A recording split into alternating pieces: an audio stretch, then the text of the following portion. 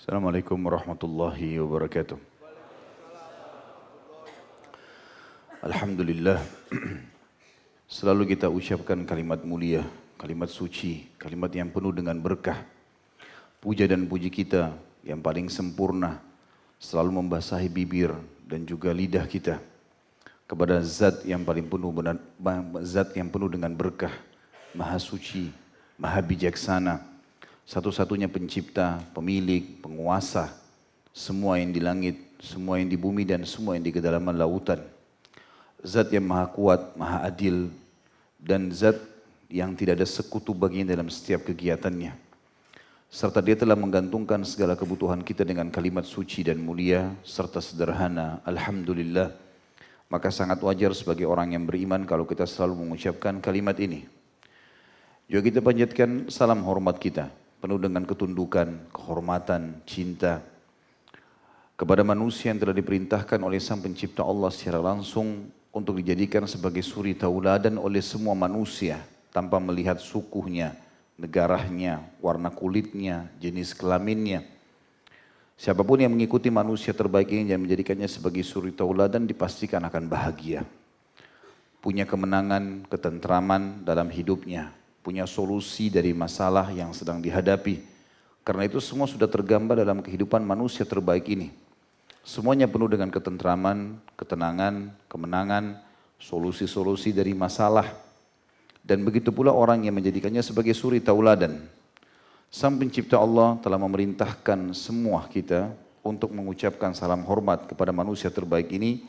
Dan siapapun yang mengucapkan sekali pasti dibalas oleh Allah secara langsung 10 kali.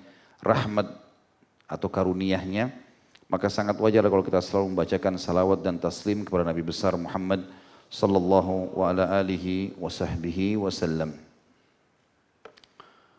Tentu setelah libur beberapa pekan teman-teman sekalian, dengan izin Allah dan kita selalu memuji Allah, kita dipertemukan kembali di rumahnya yang mulia ini, tentu dengan niat untuk menuntut ilmu dan kita mengejar banyak sekali fadilah. Di antaranya adalah hadis Bukhari yang sangat mulia. Kata Nabi SAW, siapapun yang mengingat Allah di dalam dirinya, atau Allah berfirman hadis qudsi, siapapun yang mengingatku dalam dirinya, aku akan mengingatnya juga di diriku, dan siapa yang mengingatku di keramaian, maka aku pun akan menyebutkannya dan mengingatnya di keramaian yang lebih baik daripada keramaian itu. Maksudnya dalam majelis ilmu, kalau kita seperti ini saling berkumpul, tidak ada niat lain kecuali untuk mempelajari hukum halal haramnya Sang Pencipta, maka Allah pun Sang Pencipta menyebut-nyebut kita semua di sisi para malaikatnya. Juga kehadiran malaikat di majelis ilmu, sebagaimana hadis sahih yang menjelaskan, sesungguhnya Allah yang maha suci dan maha tinggi memiliki malaikat-malaikat yang khusus keliling di muka bumi mencari majelis ilmu. Dan kalau mereka mendapatkannya maka mereka akan memanggil satu sama yang lain sampai mereka memenuhi majelis tersebut dan bersambung sampai ke langit. Juga hadis Nabi SAW dihasankan oleh para ulama, siapa yang keluar untuk menuntut ilmu, mengajar atau dia belajar, maka akan mendapatkan pahala haji yang sempurna. Dan sekian banyak fadilah orang yang hadir dalam majelis ilmu tentunya yang mungkin tidak bisa kita sebutkan semuanya. Dan kita pada malam ini insya Allah akan masuk ke bab baru dari kitab kita. Karena kitab kita ini terdiri dari 5 bab. Bab yang pertama Alhamdulillah sudah kita selesaikan bab akidah yang membahas panjang lebar. Ya, kurang lebih ada sekitar 17 pasal. Ya. Kita membahas dari 4 pasal beriman kepada Allah, kemudian 1 pasal beriman kepada malaikat, 2 pasal beriman kepada kitab-kitab, kemudian ada pasal khusus beriman kepada hari kemudian, ada pasal khusus membahas masalah mati, alam barzah, kemudian juga sudah kita bedah buku khusus tentang surga dan neraka, kemudian kita juga sudah melanjutkan dengan pasal selanjutnya beriman kepada qadha dan qadar. Kemudian juga sudah kita bahas tentang kewajiban amar ma'ruf nahi mungkar. Lalu juga sudah kita bahas tentang pasal wajibnya kita taat atau kedudukan para sahabat, menghormati mereka, kemudian menghormati para ulama, dan juga yang terakhir adalah menghormati para pemimpin kaum muslimin. Dan insya Allah pasal kedua tentang masalah adab. Dan nanti ada pasal ketiga masalah akhlak, pasal keempat masalah fikhi ibadah, sholat, puasa, zakat dan seterusnya. Kemudian ada pasal yang kelima nanti fikih muamalah. Fikih muamalah maksud dalamnya adalah bab transaksi jual beli, pernikahan dan seterusnya. Dan kita berdoa kepada Allah SWT semoga Allah mudahkan kita menyelesaikan buku ini dengan keikhlasan dan juga memberikan balasan yang sempurna kepada Syekh Abu Bakar Al-Jazair rahimahullah yang telah menulis buku ini dan diberikan taufik oleh Allah. Dan tentu tanpa beliau sadari salah satu pasir dari padang pasir yang ada, ya, artinya majelis ilmu yang sekian banyak membahas buku ini, mungkin kita pasir dibandingkan padang pasir yang besar. Karena buku ini dipakai di seluruh dunia. Banyak hampir dai-dai menggunakannya dalam bahasa Inggris, sudah diterjemahkan dalam beberapa bahasa Afrika sudah, dan termasuk dalam bahasa Indonesia ini. Dan saya yakin teman-teman yang mengikuti dari awal babnya, maka bisa merasakan manfaat ilmu yang padat. Bagaimana beliau diberikan taufik oleh Allah Subhanahu wa ta'ala. Bab yang kedua, saudaraku seiman, membahas masalah adab. Bahasa akademiknya tata kerama. Tapi kalau bahasa yang dipakai dalam keseharian supaya mudah difahami, adab itu sebenarnya tanda kutip kemasan. Kemasan dalam mengerjakan sebuah ibadah dan kemasan dalam meninggalkan sebuah larangan. Itu adab. Saya pernah singgung di beberapa pertemuan yang lalu sebenarnya, tapi saya reviewkan kembali. Kalau ada orang bangun sholat malam, kebetulan nanti malam, seseorang di antara kita terkaget lalu dia bangun sholat malam. Tanpa diniatkan sebelumnya, terkaget lalu dia terpikir untuk sholat malam, dia sholat malam. Dalam kondisi dia, pakai baju tidurnya, dia tinggal masuk kamar mandi, uduk, lalu dia sholat. Baik-baik, dapat pahala. Tapi sebenarnya kita bisa mendapatkan ekstra pahala, tambahan. Dan itu besar sekali pahalanya, dengan cara beradab di sholat malam itu. Bagaimana caranya? Sebelum tidur, kita sudah niatkan dalam hati mau sholat malam. Kalaupun kita kebablasan, sudah dapat pahalanya. Karena siapa yang niat mengerjakan satu perbuatan kebaikan, maka akan dicatatkan baginya walaupun dia belum melakukannya. Kalau dia sudah melakukannya, kata Nabi SAW, akan dilipat gandakan menjadi 10 kali lipat sampai 700 kali lipat. Ya. Itu termasuk kemasannya. Jadi bukan hanya sekedar terjadi begitu saja, enggak. Memang sudah diniatin dari awal. Kemudian baju koko atau baju yang dipakai sholat, gamisnya, mukennahnya, mungkin jubahnya bagi akhwat kita, sudah disiapkan khusus untuk sholat malam. Sejadahnya bersih, sudah dibubuhi minyak wangi, sudah diprogramkan malam ini mau baca surah apa. Ya. Kemudian pada saat bangun mungkin sempat mandi air hangat, segarin badannya, minum teh hangat, baru dia sholat. Ini adab namanya. Nah ini ada ekstra pahala. Dapat pahala sholat malam, dapat pahala adab. Ya. Sedekah, pada saat ada orang miskin lewat, kita langsung kasih, ya sudah dapat pahala sedekahnya. Baik. Kita bisa dapat ekstra. Sebelum keluar rumah, memang di kantong kanan saya ini khusus untuk sedekah. Gak dicampur dengan uang yang biasa kita pakai belanja. Ini di kantong kiri saya taruh misalnya. Kemudian kita pilih uang-uang yang paling besar nilainya, yang paling baru kertasnya. Gitu kan? Khusus memang untuk sedekah. Jadi diprogramin dari awal sebelum keluar rumah itu adabnya. Kalau dia tidak temukan pun orang yang bisa disedekahkan, sudah dapat pahalanya. Kalau dia sedekah, double, banyak. Ya, sebagaimana tadi sudah saya sebutkan rangkaian hadis, tapi hadis ini bunyinya juga, saya ulangi lagi, man hamma bihasanatin falahu asyru amthaliha, man hamma bihasanatin walam ya'malha kutiba lahu hasanatun kamila, fa in amilaha kutiba lahu asyru adhafiha ila adhafin katsira, ila sababnya difin ila adhafin katsira.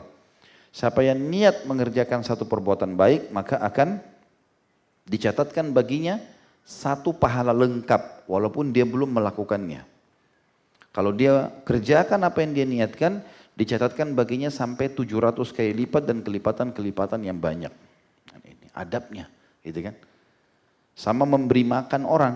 Beda pahalanya antara orang yang sisa makanannya diberikan kepada orang. Daripada rusak, daripada mubazir, kasih orang. Dengan orang memang sudah mengemas makanan, dia beli buah, satu bungkus untuk rumahnya, dia beli yang bagus seperti itu, satu untuk fakir miskin. Beda, kemasannya beda.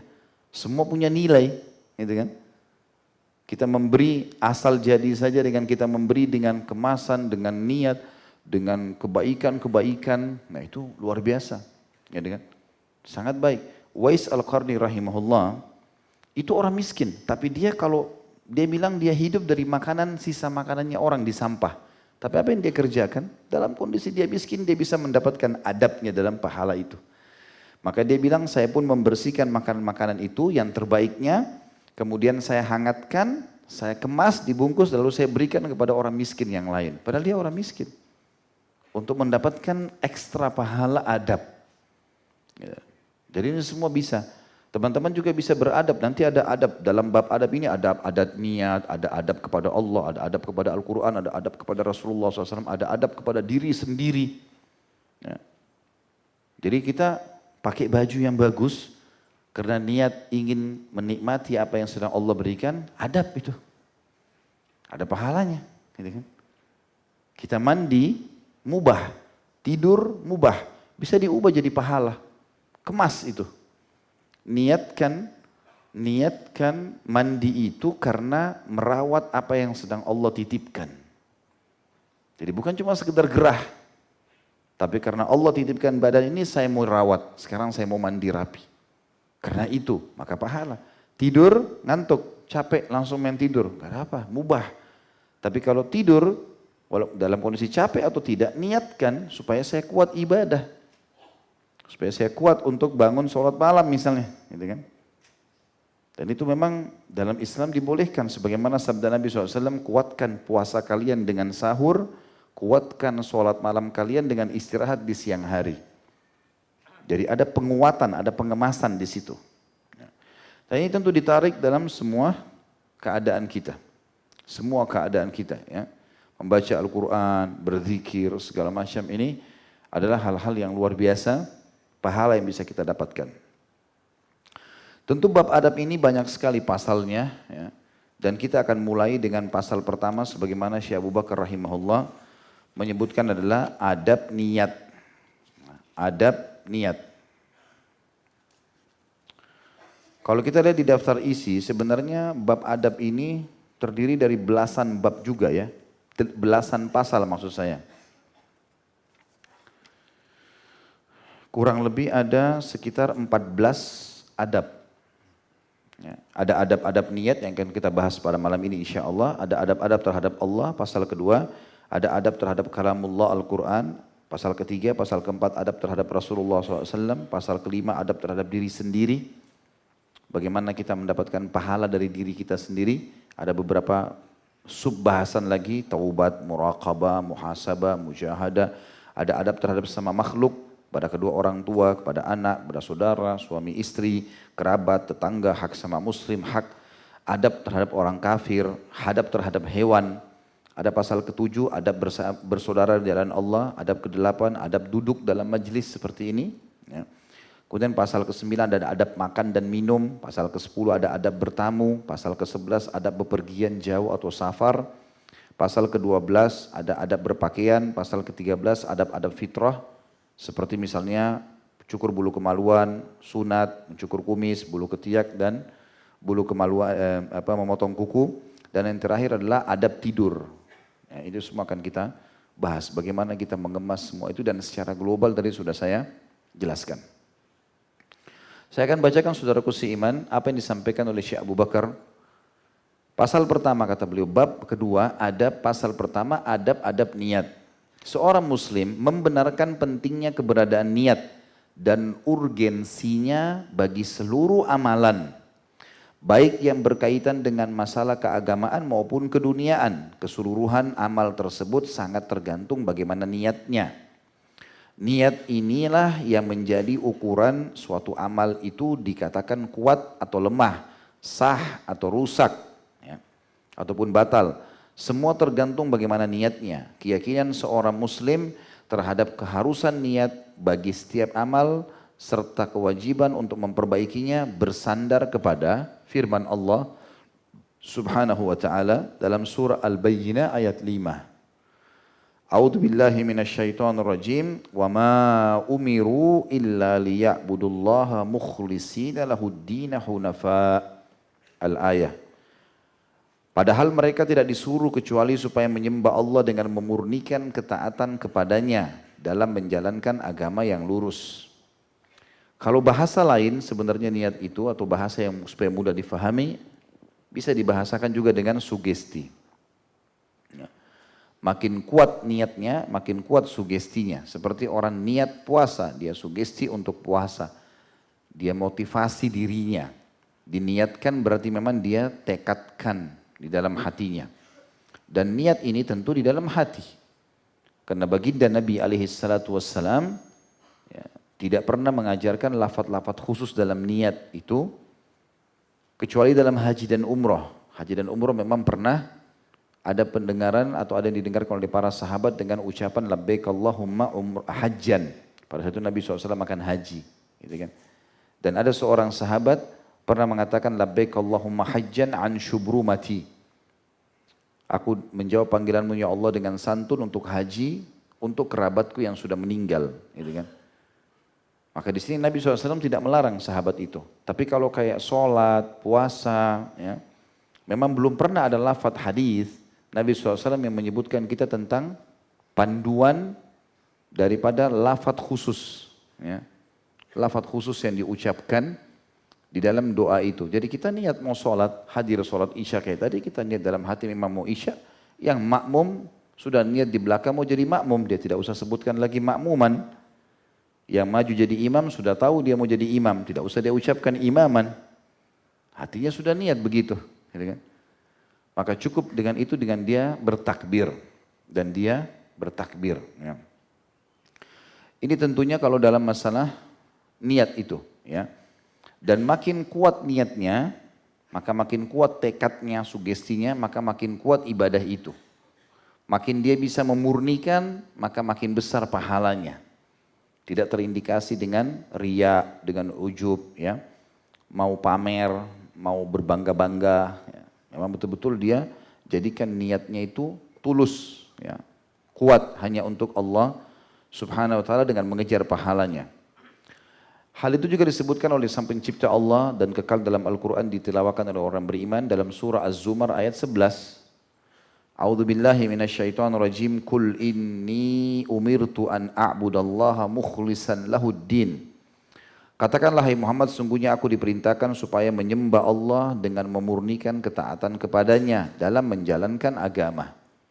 Jadi betul-betul niatnya tidak boleh bercampur baur dengan yang lainnya. Siapapun yang mempartnerkan niatnya antara niat sama Allah dengan niat sama makhluk, maka hancurlah ibadah tersebut. Ya, kata Nabi SAW dalam sebuah hadis, Allah berfirman, Ana agna syuraka anis syirk. Man asyraka ma'iyya ghairi taraktuhu wa syirkuh. Dalam hadis Bukhari Muslim. Kata Nabi SAW, Allah berfirman, aku paling benci dengan partner. Allah enggak suka dipartnerin. Gitu ya. Siapa yang mempartnerkan aku dengan sesuatu atau seseorang, maka akan tinggalkan dia dengan sekutunya. Allah enggak butuhkan amalan kita itu. Ya sudah, silahkan kamu sama atasanmu yang kamu riain sholatnya, mertua yang ada di sebelah, teman-teman dan segalanya, silahkan. Allah SWT tidak akan menerima itu. Allah tidak butuh dengan partner. Makanya harus diikhlaskan niatnya. Ya, karena juga orang kalau mau dipuji sama orang, apa yang didapat dalam pujian itu? Ya, kamu hebat, kamu pintar, kamu alim. Kira-kira teman-teman kalau dipuji sama manusia, kenyang perutnya? Hilang dahaganya? Berotot badannya? Rambutnya tambah lebat. Apa yang antum dapat coba? Kamu hebat ya, kamu alim ya. Terus habis itu, kosong. Dan itu makna daripada hadis Nabi SAW tadi. Allah mengatakan saya akan tinggalkan dia dengan sekutunya. Di dalam hadis yang lain, juga hadis Sahih riwayat Bukhari, Nabi SAW bersabda, Allah SWT berfirman, hadis qudsi. Nanti pada hari kiamat, Allah akan berkata ya, kepada orang-orang yang suka menyekutukan. Allah mengatakan, pergilah kalian kepada yang dulu kalian jadikan sekutu-sekutuku di dunia. Lihat, ada enggak balasan pada sisi mereka? Maka mereka pun tidak mendapatkan apa-apa. Karena semua sekutunya, patung yang disekutukan sama Allah, orang-orang yang dikultuskan, yang dianggap ini, yang dianggap itu, semuanya tidak bisa berbuat apa-apa. Jadi harus hati-hati sekali. Begitu pula dengan mengerjakan ibadah, harus sesuai dengan panduan teman-teman sekalian. Seorang sahabat Nabi namanya Hudzaifah bin Yaman radhiyallahu anhu, yang dikenal dengan sahibus sir. Ini pemegang rahasia Rasulullah SAW. Sabtu nanti insya Allah ini ada tablik akbar kita di Blok M, masalah Umair bin Wahab al-Jumahi radhiyallahu anhu. Kedepannya di Ramadan kita akan masuk ke Hudzaifah bin Yaman, sahabat Nabi yang mulia yang luar biasa gitu. Beliau pernah mengambil 2 buah batu, mewasiatkan masyarakat Irak waktu itu. Beliau jadi gubernur. Ambil batu, kemudian ditempelkan keduanya. Sehingga ada celah, tinggal sedikit celah di antara 2 batu itu. Kata Hudzaifah radhiyallahu anhu kepada orang-orang sekitarnya, apakah kalian lihat celah cahaya yang keluar ya di antara 2 batu yang sedang saya tempelkan? Kata mereka, iya. Tapi hampir kami tidak melihatnya karena tinggal sedikit sekali. Batu itu sangat rapat gitu. Kata Hudzaifah, akan datang zaman nanti perbuatan-perbuatan bid'ah akan menutupi sunnah seperti batu ini menutupi cahaya itu. Jadi bid'ahnya sampai dianggap sunnah. Itu kata Hudzaifah bin Yaman dari zaman dulu ini. Sampai-sampai kalau sebuah bid'ah ditinggalkan, tidak dikerjakan, orang-orang akan berkata, sunnah telah ditinggalkan. Dan di zaman kita itu luar biasa kelihatan sekarang. Semua boleh, enggak ada masalah. Dicontohin, tidak contoh Rasulullah enggak apa-apa. Yang penting baik. Ya sudah, silahkan saja. Yang penting alhamdulillah sudah diingatkan. Cukupkan diri dan perkaya diri dengan ajaran baginda Nabi SAW. Menanglah Anda. Nambah-nambah jadi tanda tanya ini. Jadi itu semua juga berhubungan dengan masalah bab niat. Ya. Walaupun dia niatnya baik, tidak akan diterima sama Allah kalau tidak sesuai dengan panduan. Biar dia kemas sebagus mungkin adabnya, tapi yang dilakukan adalah perbuatan bid'ah, enggak diterima. Bukan perkataan saya, perkataan Nabi Muhammad SAW. Dalam hadis Muslim yang sudah masyhur, man ahdatha fi amrina hadza ma laysa minhu fa huwa raddun, riwayat lain mardud. Siapa yang coba-coba buat ibadah tidak kami contohkan, ditolak atau tertolak. Itu kata Nabi SAW. Kenapa berani-berani kita mau melanggar nih? Dan Hudzaifah bin Yaman pekah sekali di sini. Sampai Umar bin Khattab radhiyallahu anhu menjadikan Hudzaifah bin Yaman sebagai panduannya dalam memilih gubernur-gubernur. Karena Nabi SAW jadikan dia sebagai pemilik rahasia. Satu-satunya sahabat yang hafal semua nama munafik cuma Hudzaifah bin Yaman. Dan Nabi pesankan, jangan sampaikan ke orang lain. Sampai Umar pernah tanya, hai Hudzaifah, apakah Rasulullah masukkan saya salah satu dari munafik? Kata Hudzaifah, tidak. Dan demi Allah mulai hari ini saya tidak akan jawab orang lain. Artinya Anda tidak masuk, tapi ada lagi yang nanya, saya nggak mau jawab. Tapi Hudzaifah hidup sampai zamannya Utsman bin Affan. Maka Umar bin Khattab meminta tolong sama dia. Hudzaifah, saya mau angkat si fulan jadi gubernur. Layak nggak? Munafik atau mukmin? Hudzaifah cuma bilang, angkatlah. Janganlah, seperti itu. Jawaban itu sudah cukup bagi Umar. Sampai pernah satu kali Umar angkat, tidak musyawarah sama Hudzaifah, gitu kan. Maka Umar berkata, hai Hudzaifah, ada enggak di antara gubernurku munafik? Kata Hudzaifah, ada satu. Siapa itu? Saya enggak mau bilang. Kata Hudzaifah, saya enggak mau bilang. Tapi akhirnya Umar bin Khattab tahu orang itu. Saking jelinya orang munafik itu sampai dia bisa mengelabui Umar, gitu kan. Bagaimana dia mengemas ibadahnya bagus sekali, luar biasa gitu. Sampai Umar kira dia orang soleh. Padahal dia orang munafik, tapi Rasulullah sudah tunjuk. Karena waktu pulang dari perang Tabuk, itu pembongkaran kedok orang-orang munafik. Nabi SAW bilang, di masjid kumpul semua, Yang saya sebutkan namanya sekarang munafik. Kata Nabi, berdiri keluar dari masjid. Fulan berdiri, fulan berdiri, fulan berdiri. Dibongkar semuanya. Kedoknya. Dan yang hafal itu Hudzaifah bin Yaman. Siapa-siapa saja orangnya gitu. Jadi teman-teman sekalian juga tidak cukup kemasan adab niat saja. Tapi harus sesuai dengan panduan. Ya. Dan Hudzaifah bin Yaman peka sekali tadi mengatakan, nanti akan tiba zaman di mana bid'ah itu menutupi sunnah. Sampai seperti tinggal cahaya sedikit di antara dua celah batu ini. Itu yang sunnah itu, tertinggal. Orang menganggap aneh orang buat sunnah gitu. Maka bid'ah mengerumunia. Bahkan kalau bid'ah ditinggalkan, orang-orang akan mengatakan sunnah telah ditinggalkan. Kenapa kau tidak buat ini? Ini kan bagus. Nabi gak contohin, kamu ninggalin sunnah malah. Kau malah jauh dari Rasulullah sallallahu alaihi wasallam. Jadi Allah musta'an. Itu termasuk hal yang mesti diperhatikan. Jadi kemasan yang bagus, adab dalam niat ini diikuti dengan ibadah yang sudah punya panduan. Biar antum niatnya bagus, tapi niatnya menyembelih untuk kuburan, bukan untuk Allah Subhanahu wa taala, bernadar untuk selain Allah, dan seterusnya berbuat ibadah-ibadah bid'ah yang tidak pernah dicontohkan oleh baginda Nabi alaihi salatu wassalam, maka tidak ada gunanya. Jadi di sini niatnya akan mendatangkan ekstra pahala kalau diadabkan asal ibadah sesuai dengan panduan dalam syariat kita. Rasulullah SAW juga bersabda tentang pentingnya niat ini dan bagaimana kita mengemasnya dengan baik. Sabda beliau yang masyhur riwayat Bukhari, hadis nomor 1, dan Imam Muslim nomor 1907, innamal a'malu binniyat wa innamal likulli imri'in ma nawah. Sesungguhnya amal perbuatan tergantung pada niatnya dan sungguhnya setiap orang hanya akan memperoleh pahala sesuai dengan kadar niatnya. Dan teman-teman sekalian, kita harus punya niat dalam setiap amal ya. Setiap amal baik jangan pernah lepas. Sampai para sahabat dan tabi'in, para ulama salafus soleh dulu, mereka berkata satu sama yang lain, saya berharap bisa punya niat di semua amal soleh yang telah diperintahkan. Walaupun tidak sempat dilakukan.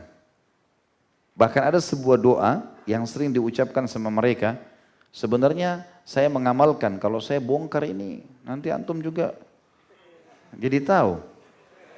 Perlu dibagi enggak? Bayar dulu. Bayar dengan doa, jangan dipelintir lagi perkataan saya. Banyak ahli pelintir sekarang. Juara dalam mempelintir. Ngambil cuplikan, potong-potong. Sebarin judul yang menggelitik supaya dapat duit dari YouTube. Duit yang membawa ke neraka jahanam. Jadi sebagian mereka membaca doa mengatakan, ya Allah karuniakanlah aku niat untuk mengerjakan semua perintah amal soleh yang telah engkau perintahkan dari awal engkau perintahkan itu sampai akhir engkau mengangkatnya. Jadi bukan cuma sekarang, dari zaman Nabi Adam alaihissalam, Nabi Nuh, Nabi Idris, Nabi-Nabi semua ini kalau ada amal soleh di situ, saya berharap bisa punya niat juga mengamalkan itu. Sampai akhir engkau mengangkatnya. Dan ya Allah karuniakan aku niat untuk mengingkar mungkar, semua kemungkaran yang telah engkau perintahkan dari awal engkau perintahkan sampai akhir engkau mengangkatnya. Tangkap Pak ini? Senyap. Tidak ada suara. Ulang, nggak ada siaran ulang. Sudah pakai mic, sudah besar, ada rekaman, silakan kembali ke YouTube.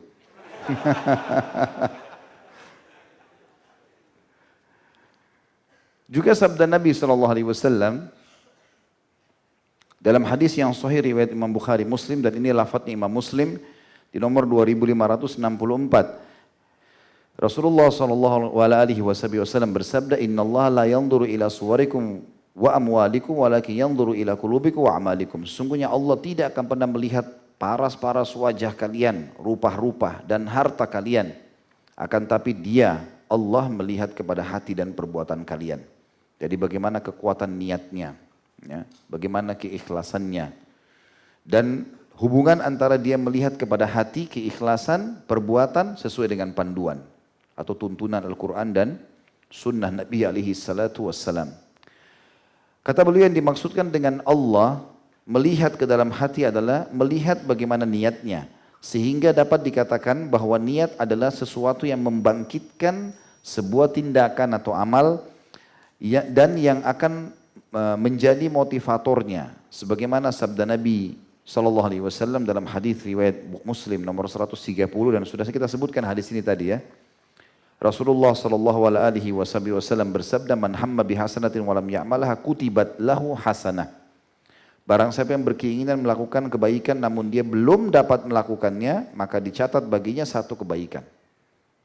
Makanya para ulama salaf terus mengikutkan semua ibadah dengan niatnya. Kesempatan sebentar lagi tiba Ramadan umrah, niatkan umrah Ramadan dengan ikhlas tentunya. Kalau kita mampu alhamdulillah, tidak mampu ya sudah. Karena Nabi SAW mengatakan umrah Ramadan sama dengan haji bersamaku. Ada haji istilahnya, musim haji datang, jemaah haji pada berangkat semua. Kita niat, ya Allah kalau emang ada kesempatan saya juga akan kerjakan. Tapi niat ini memang kalau kita tidak mampu mengerjakannya akan dicatat pahala. Dan kalau orang mampu mengerjakan tapi dia bilang saya cukupkan dengan niat, ini nggak diterima. Misal dia bisa bayar haji, udah deh saya niat aja. Nggak bisa. Ya. Dan begitu juga dalam semua ibadah-ibadah yang lain. Ini juga mirip dengan hadis Nabi SAW tentang masalah mati syahid yang sering kita ucapkan ya. Sering kita sampaikan sabda Nabi SAW. Siapa yang meminta dengan tulus mati syahid dari hatinya, niatnya betul-betul ingin, kalau ada peperangan dia ingin ikut ya. Dengan kemahaluasannya Allah, kemahamurahannya, maka dia pun mati syahid. Maka Allah akan memberikan dia kedudukan para syuhada walaupun dia mati di atas ranjangnya. Jadi itu karena niatnya. Jadi kita berusaha untuk bisa melakukan niat itu.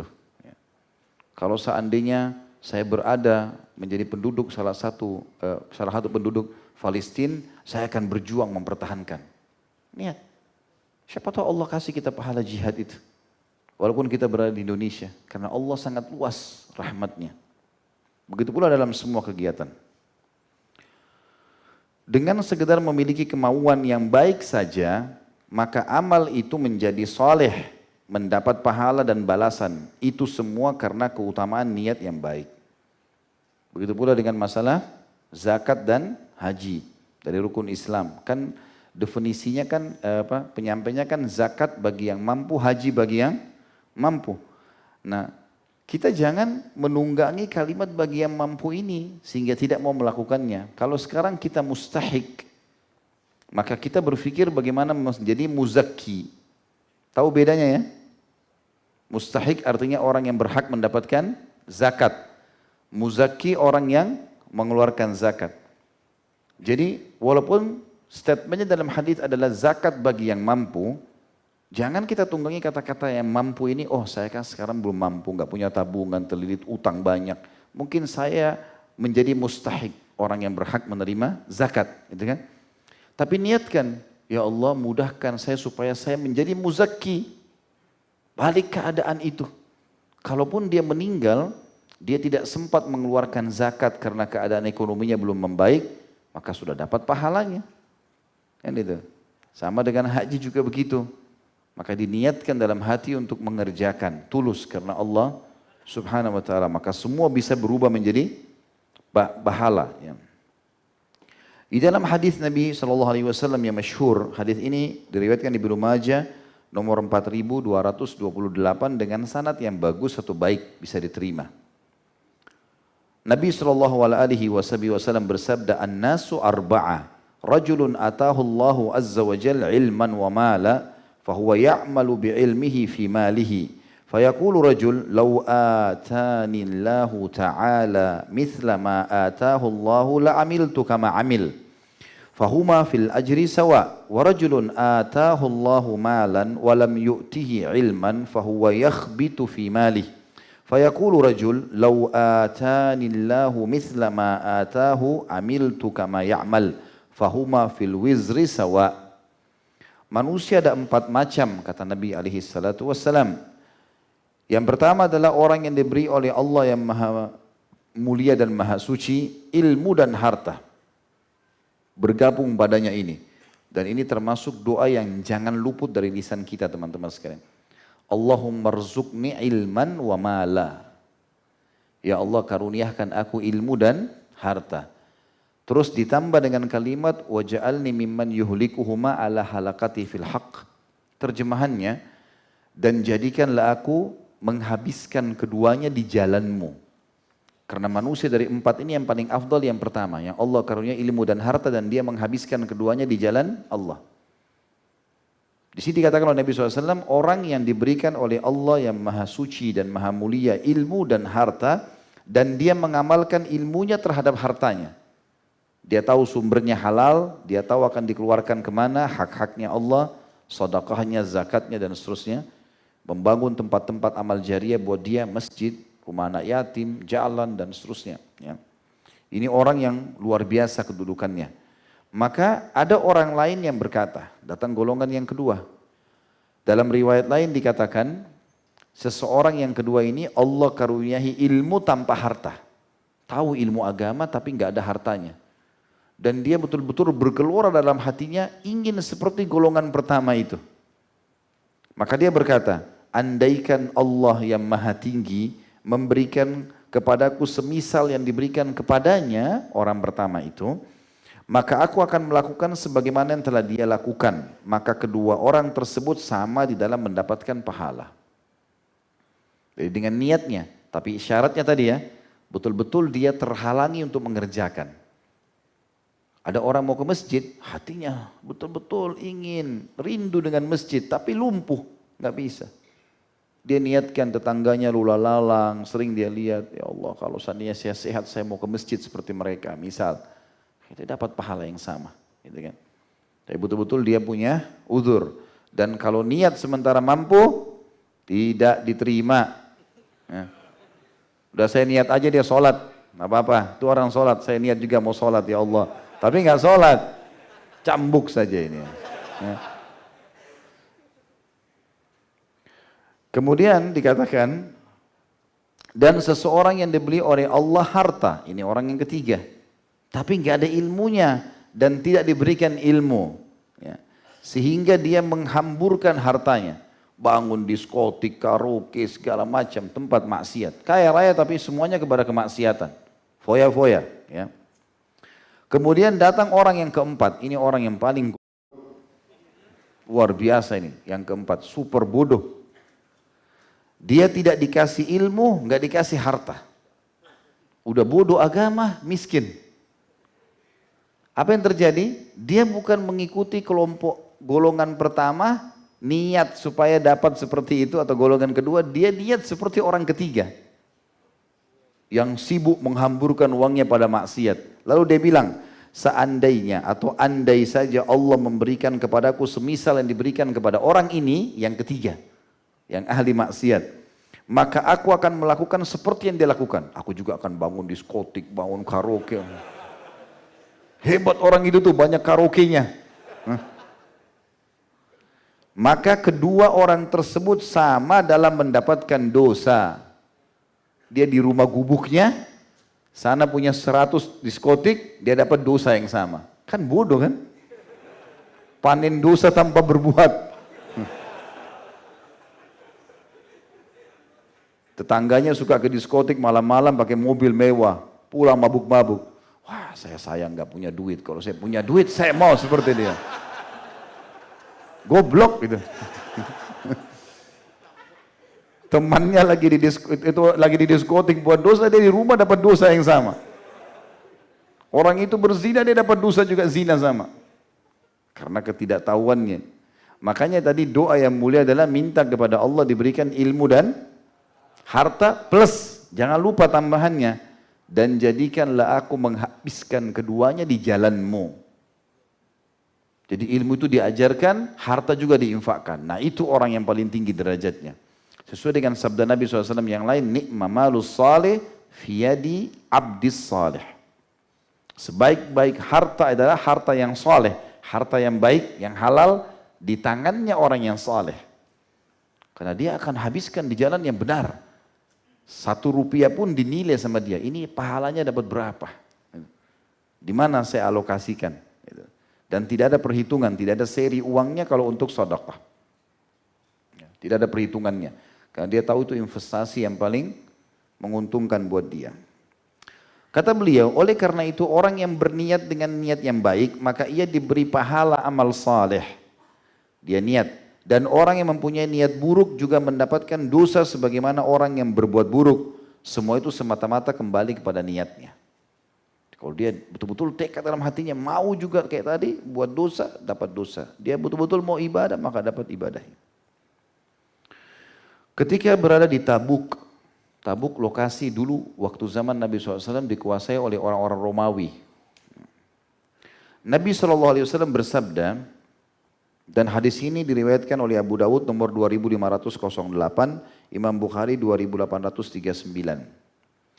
Inna bil madinati aqwama ma qata'na wadiyan wala wati'na mauti'an yagidul kuffar wala anfaqna nafaqah atau nafqah wala asabatna makhmasatun illa syarakuna fi dhalika wa hum bil Madinah. Faqila lah kaifa dhalika ya Rasulullah? Faqala habasahumul udhur fasyaraku bi husnin niyyah. Jadi perang Tabuk ini terjadi di tahun 8 Hijriah ya. Terjadi di tahun 8 Hijriah setelah Nabi SAW menaklukkan kota Mekah dan menang di perang Hunain melawan suku Hawazim. Maka Nabi SAW pulang ke Madinah. Lalu membentuk pasukan menyerang Tabuk. Tabuk ini wilayah kekuasaan Romawi. Tentu kalau teman-teman kembali ke kajian saya sirah panjang lebar saya ceritakan masalah ini. Dan waktu itu Raja Romawi namanya Herakl. Herakl ini orang yang pernah beriman kepada Nabi SAW. Waktu Nabi masih di Mekah, Nabi sudah dihijrah di Madinah, sempat Herakl mendapatkan surat dari Nabi SAW untuk ngajak masuk Islam. Dan dia sempat syahadat. Tapi karena takut kerajaannya hilang, kemudian dia murtad kembali ke agama Kristen. Gitu kan. Pada saat itu, pada saat Nabi SAW datang ke Tabuk, Herakl tahu ini kalau ini Nabi. Dan dia seorang pastor.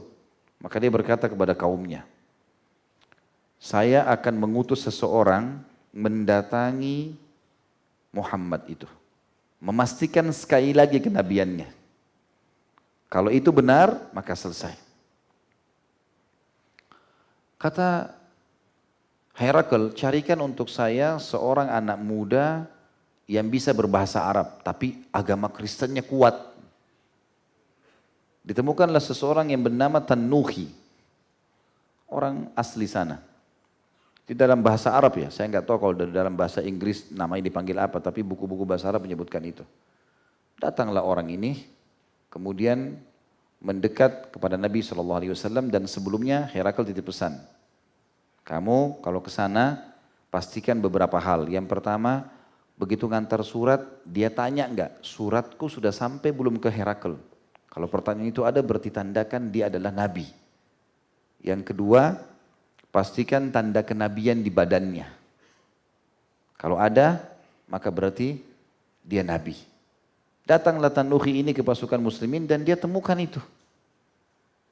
Dia temukan semua itu. Tapi selama beberapa hari, begitu Nabi SAW bertemu dengan dia, langsung Nabi tanya, apakah suratku sudah sampai ke Herakl? Sudah ada tanda kenabian ya. Tapi waktu mau lihat tanda kenabian, dia nggak bisa. Dia nggak mau bilang sama Nabi, coba perlihatkan punggungmu, enggak. Dia bilang, hai Muhammad, izinkan saya tinggal beberapa hari di kemah pasukan muslimin. Silakan. Nabi SAW dakwahi tiap hari, didatangi, dihidangkan makan untuk memanggil dia masuk Islam. Jawabannya Tanuhi, saya sesuai dengan kaum saya. Kaum saya beriman, kalau enggak ya enggak. Gitu. Intinya begitu. Lalu Nabi SAW membaca ayat, innaka la tahdi man ahbabta walakinallah yahdi man yasha. Sudah Nabi SAW turun tangan sendiri, dakwahi tetap tidak mau masuk Islam. Ringkas cerita, dia kembali ke Herakl lalu dia sampaikan. Waktu itu Nabi SAW panggil Tanuhi. Setelah 4-5 hari panggil. Mungkin kamu menunggu ini kata Nabi SAW. Dibukakan punggungnya Nabi. Dilihatin. Mungkin ini yang kau tunggu. Tanda kenabian. Lalu dia mengatakan iya. Dan dia pulanglah ke Herakl. Disampaikanlah. Apa kata Herakl? Ya.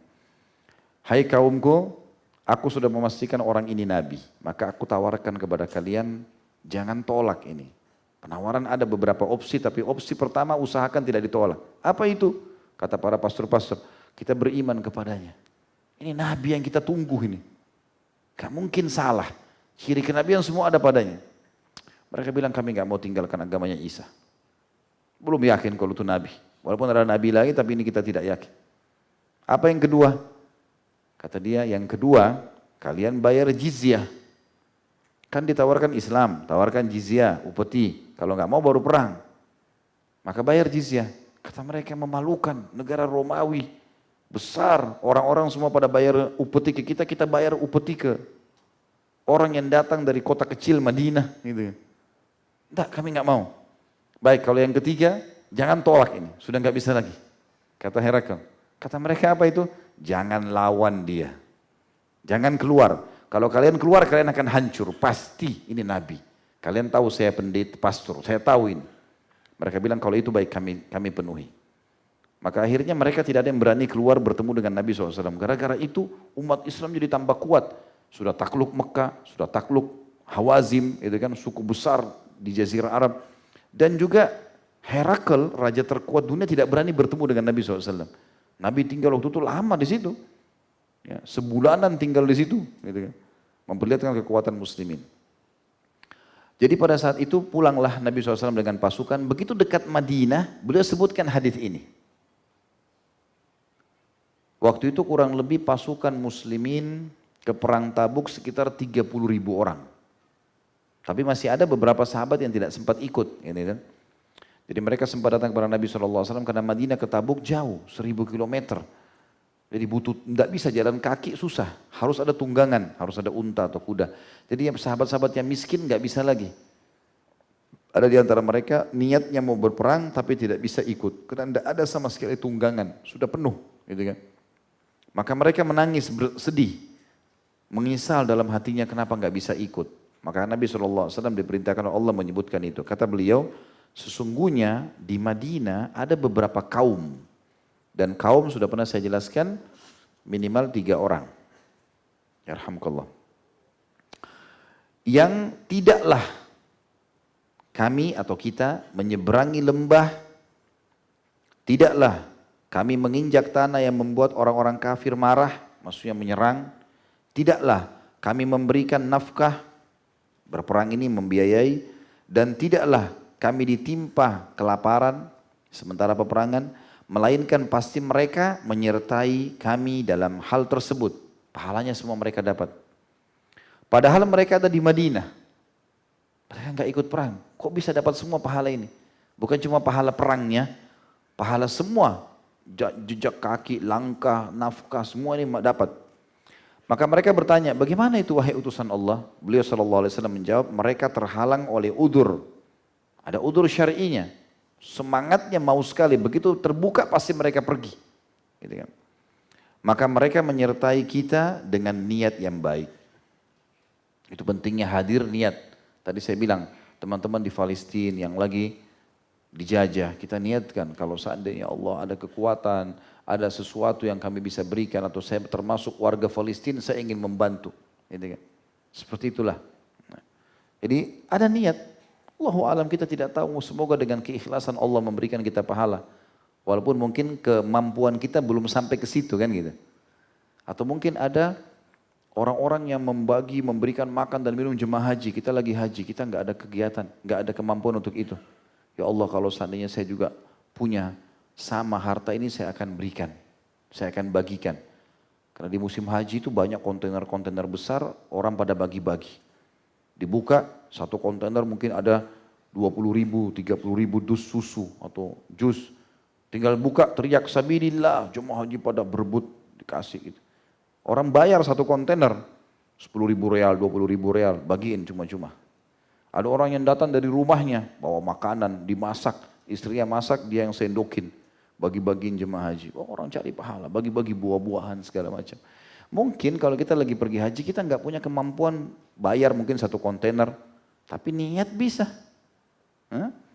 Ya Allah kalau seandainya kau berikan aku seperti orang ini, saya akan buat yang sama, dapat pahala. Bukan mustahil. Bukan mustahil kita dapat pahala pemerintah Saudi. Kita mengatakan ya Allah kalau saya jadi Raja Saudi, atau saya jadi seperti Raja Saudi itu, saya juga akan lakukan yang sama. Misalnya biaya memudahkan untuk jemaah haji, buat kereta api segala, bukan mustahil Allah kasih pahala. Rahmatnya Allah luas sekali. Jangankan cuma sekedar memberikan pahala begitu, Allah bisa memberikan apa saja. Karena sangat kaya, Allah SWT zat yang maha kaya. Niat yang baik kata beliau ternyata telah menjadikan orang yang tidak ikut berperang mendapatkan pahala sebagaimana mereka yang ikut berperang. Orang yang tidak ikut berjihad mendapatkan pahala sebagaimana orang yang berjihad. Demikian pula sebaliknya. Hadis yang lain beliau mengatakan hati-hati dari hadis ini, maksudnya dari pelanggaran yang sudah diingatkan oleh Nabi SAW. Hadis riwayat Bukhari Muslim, Imam Bukhari meriwayatkan nomor 31 dan Imam Muslim meriwayatkan di nomor 2888. Rasulullah SAW bersabda, "Idal taqal muslimani bisayfihima fal qatilu wal maqtulu finnar." Faqila ya Rasulullah, hadzal qatil fama balul maqtul? Faqala li'annahu arada qatla sahibihi. Jika ada dua orang muslim saling bunuh dengan kedua pedang, yang satu angkat pedang, si A, si B juga sudah angkat pedang dan saling menyerang, maka kedua-duanya masuk neraka. Lalu ditanyakan kepada beliau, wahai utusan Allah, orang yang membunuh sudah jelas buat kami, membunuh dosa besar, masuk neraka. Bagaimana dengan orang yang dibunuh? Beliau menjawab, karena dia yang terbunuh itu berkeinginan juga untuk membunuh temannya. Kalau dia tidak dibunuh, dia akan bunuh rivalnya kan. Maka dengan niatnya itu masuk neraka juga. Padahal dia terbunuh. Ya. Dia terbunuh. Ini mirip teman-teman sekalian dengan muslimah-muslimah yang jalan dengan pakaian kekurangan kain. Bolong sana, bolong sini. Pendek dan segala macam. Kemudian dia jalan, niatnya memang untuk menggoda pria. Lalu ditangkap oleh preman, diperkosa. Dua-duanya dapat dosa. Karena dia penyebab orang melakukan itu. Kalau dia pakai jilbab besar, pakai cadar, mana berani premannya? Paling tinggi godaannya assalamualaikum. Hah? Coba kalau pakai cadar, apa yang bisa menarik bagi preman itu? Dia takut nanti kalau saya buka ini ternyata hitam gimana. Jadi ternyata memang bisa terjaga kan gitu. Tapi kalau orang jadi penyebab jadi masalah. Hah? Jadi makanya kalau ada orang diperkosa sementara dia muslimah yang menjaga kehormatannya, tutup auratnya pun masih ada penjahat, dia dapat pahala karena dia sudah mempertahankan kehormatannya. Tapi kalau ada orang penyebab, dia memang sengaja menor, sengaja pakai baju yang ketat, yang terbuka, yang terpotong sana sini, ya, sama-sama dapat dosa. Sudah rugi kehormatannya diambil, dia juga dapat dosa. Karena niatnya memang untuk menggoda orang lah. Makanya Allah datangkan memang penggodanya. Ya. Ini cocok buat dia. Karena nggak mungkin remaja masjid godain dia kan. Maksudnya yang beriman. Nah. Kalau remaja masjid juga yang imannya tidak ada, Allahu a'lam bissawab. Kata beliau, maka dihitung sama antara niat dan keinginan buruk antara si pembunuh yang dia masuk neraka dan yang terbunuh. Andaikan ia tidak berniat buruk juga membunuh, ya, maka dia tentu masuk surga. Kalau misalnya ada orang dia lagi diserang tiba-tiba atau misalnya dia berusaha untuk mempertahankan diri lalu dia dibunuh, dia masuk surga. Ya, gitu. Kalau ada orang terbunuh secara zalim itu mati syahid ya, itu mati syahid. Ya. Makanya Hudzaifah bin Yaman, Al-Yaman ayahnya itu mati syahid. Di perang Uhud, bukan dibunuh sama orang kafir, terbunuh secara salah oleh pasukan muslimin. Tapi dianggap syahid oleh Nabi SAW, karena dianggap dia terzalimi, dia tidak tahu apa-apa. Orang Islam juga yang bunuhnya tidak tahu kalau dia itu orang muslim, dianggap dia pasukan kafir. Gitu. Jadi niat sini sangat berpengaruh ya.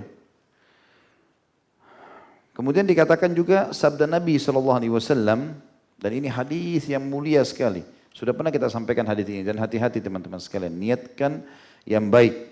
Hadis riwayat Ahmad nomor 18.453, Ibnu Majah 2.410.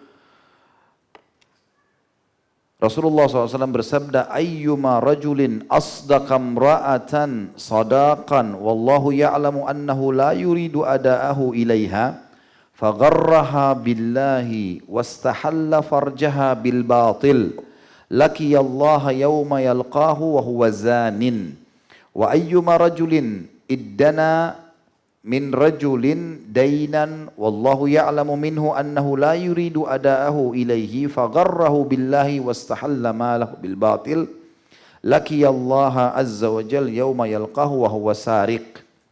Barang siapa yang menjanjikan satu mahar terhadap seorang perempuan yang dinikahinya dan Allah mengetahui bahwa ia berniat tidak akan melunasinya, tidak akan memberi. Kalau kau nikah sama saya kasih mobil, kasih rumah, kasih begini segala macam.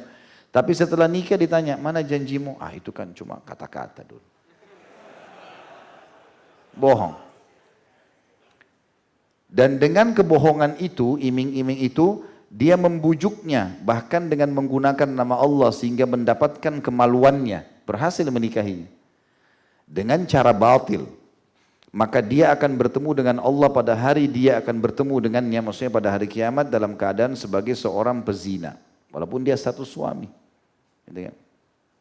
Dan barang siapa yang berhutang sesuatu dari seseorang dan Allah mengetahui bahwasanya dia berniat dari awal tidak akan melunasinya kepada pemiliknya.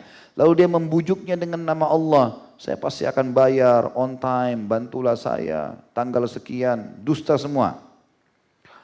Sehingga berhasil mendapatkan hartanya dengan cara batil, maka dia akan bertemu dengan Allah pada hari dia akan bertemu dengannya dalam keadaan sebagai seorang pencuri. Dengan niat yang buruk, kata Syekh Abu Bakar rahimahullah, maka sesuatu yang mubah dapat berubah menjadi haram, yang tadinya boleh menjadi terlarang, apa yang tadinya tidak berdosa akhirnya menjadi dosa. Nikah kan halal ya. Orang nikah malah perintah agama, tapi bisa jadi haram gara-gara kedustaan tadi. Niatnya mau menipu wanita itu. Ini juga dibalik sama ya. Kalau ada perempuan bilang, kalau kau nikah sama saya akan pakai jilbab, saya akan sholat, saya akan begini. Supaya laki-laki itu mau nikahi dia. Begitu selesai nikah nggak mau. Nah, ini nggak boleh semuanya. Ya. Sama teman-teman juga kalau menikah, ikhlaskan niat. Ikhlaskan karena itu ibadah. Jangan akhwat kita mau hamil punya anak karena mau mengikat suaminya, ini nggak boleh ini. Niatkan hamil karena Allah mau menjadikan itu sebagai ibadah. Bukan saya punya anak supaya suami saya nggak ceraikan, ini nggak boleh. Gimana caranya?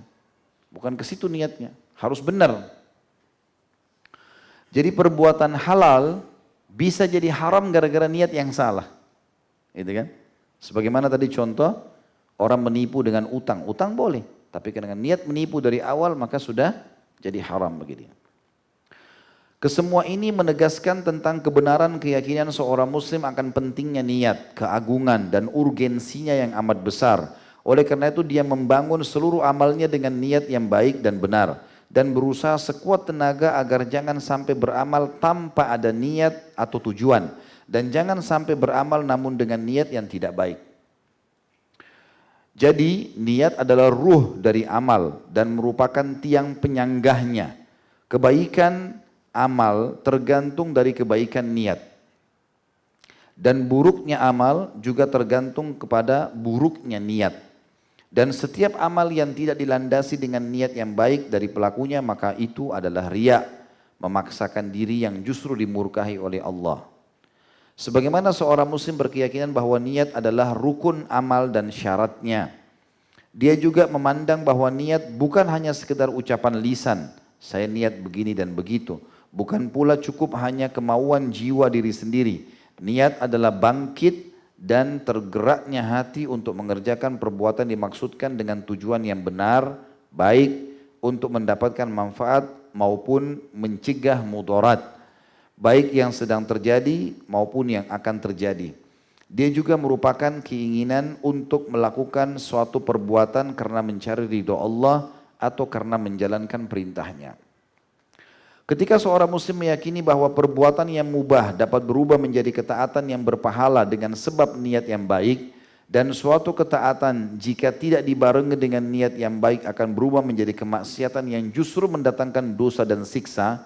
Namun dia tidak memandang bahwa perbuatan maksiat dapat dipengaruhi oleh niat yang baik sehingga berubah menjadi ketaatan. Misalkan saja, ada seseorang yang menggunjing orang lain dengan niat untuk menyenangkan perasaan orang lain. Maka tetap saja hal ini dinilai sebagai kemaksiatan kepada Allah dan berdosa.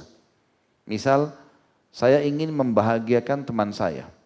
Saya tahu teman saya ini tidak suka sama dia, si A tidak suka sama si B. Untuk menyenangkan dia, kan memasukkan kegembiraan dalam hati seorang muslim ibadah. Ya. Sampai Ibnu Umar mengatakan dalam Umar, saya memenuhi hajat seorang muslim atau menggembirakannya lebih saya sukai daripada sebulan sholat malam dan sebulan puasa. Gitu. Pahalanya besar.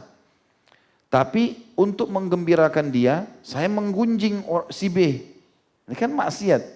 Niatnya ibadah, tapi diikuti maksiat, ini jadi masalah. Jadilah tadi itu perbuatan baik menjadi dosa. Ya, karena ditunggangi dengan dosa, itu yang dimaksud di sini.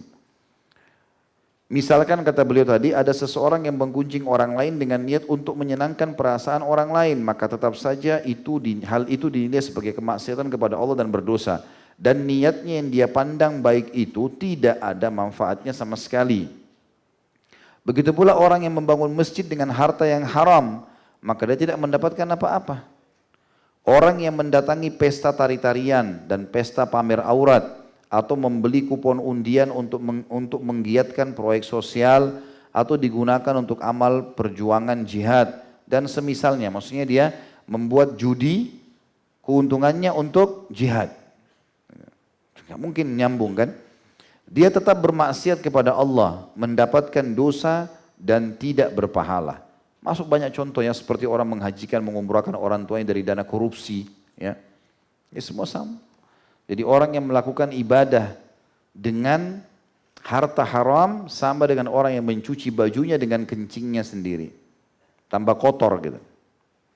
Demikian juga orang yang membangun kubah-kubah di atas kubur orang-orang saleh atau menyembelih sembelihan untuk mereka dengan niat karena mencintai orang saleh, maka dia telah bermaksiat kepada Allah dan perbuatannya mendapatkan dosa meskipun apa yang dia niatkan itu baik dalam pandangannya. Hal itu karena tidaklah suatu perbuatan berubah menjadi ketaatan dengan adanya niat yang baik, kecuali jika hal itu adalah mubah dan dibolehkan mengerjakannya oleh syarak atau syariat. Adapun yang haram maka tidak dapat berubah menjadi ketaatan dalam kondisi bagaimanapun jua. Jadi yang kalau kita simpulkan tentunya bagaimana kita memurnikan dan memperbaiki niat-niat kita. Dan selalu hadir dalam setiap amal soleh, serta harus amal soleh itu sesuai dengan panduan dalam syariat kita. Allahu a'lam bissawab. Mungkin begitu saja teman-teman, sudah jam 9 lewat. Kita berdoa kepada Allah SWT, semoga majlis kita diberkahi olehnya, dijadikan sebagai tambahan amal kita pada hari kiamat. Semoga seluruh amal tidak terkecuali yang pernah kita kerjakan sekecil sampai sebesar apapun sampai menjelang ajal datang nanti diterima dengan kemahamurahannya. Dan juga semoga semua dosa sekecil sampai sebesar apapun yang pernah kita kerjakan dan yang akan kita kerjakan semuanya diganti dengan kemahamurahannya menjadi pahala. Dan semoga Allah menjaga kita untuk tidak mengerjakan dosa-dosa ini. Dan kita berdoa agar Indonesia dijadikan sebagai negara yang aman, makmur, tentram, disatukan umat Islam di bawah ukhuwah Islamiyah, diangkat perselisihan di antara mereka dan juga dikembalikan kepada wahyu dalam ibadah mereka dan tercukupkan dengan apa yang diperintahkan oleh Nabi SAW. Dan semoga seluruh wilayah di Indonesia dikaruniai pemimpin-pemimpin muslim yang adil, yang kembali kepada Al-Quran dan Sunnah, dan semoga Indonesia menjadi contoh bagi negara-negara yang lain. Dan kita tidak pernah lupa mendoakan saudara kita di Palestina, di Syria, di Yaman, di Irak, di Myanmar, di Ahsa, dimanapun mereka berada sedang tertindas. Semoga Allah ikhlaskan niat mereka, terima para syuhada mereka, muliakan Islam di tangan mereka dan tangan kita semua. Dan semoga Allah partisipasikan kita bersama mereka di pahala baik dengan doa, dengan harta juga dengan jiwa kita. Dan semoga Allah dengan kemahamurahnya menyatukan kita semua di surga Firdausnya tanpa hisab. Mana satukan kita di majlis ilmu yang mulia ini. Kalau ada benar dari Allah, pada saat dari saya mohon dimaafkan. Sampai ketemu insyaAllah Senin akan datang. Subhanakallahumma bihamdika. Asyhadu an la ilaha illa anta astaghfiruka wa atubu ilaik. Wassalamualaikum warahmatullahi wabarakatuh.